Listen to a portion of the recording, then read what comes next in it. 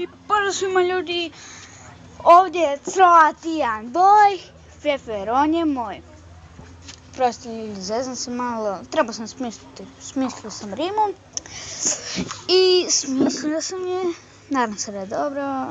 I pišite dalje u komentare želite li još da govorite rima, ako ne želite neću naravno, ali dok ne vidim komentare ja ću govoriti naravno. To ću govoriti u svakom sljedećem klipu da komentirate na svaki klip.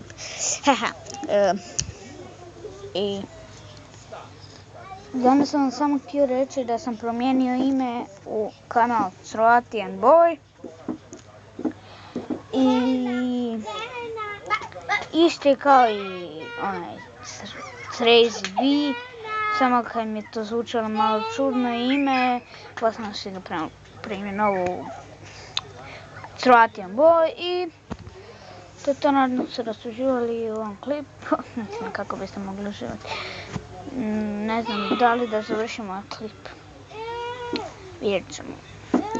Ću malo popričati s vama, pišite li u komentar što želite.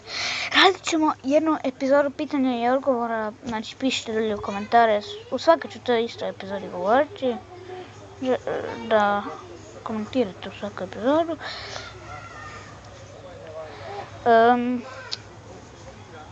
Što da još kažem, lajkujte, pretplatite se na naš kanal, mi smo dobili već 3 subscribera, znači subscribeujte se na naš kanal, a mi se vidimo u sljedećem klipu.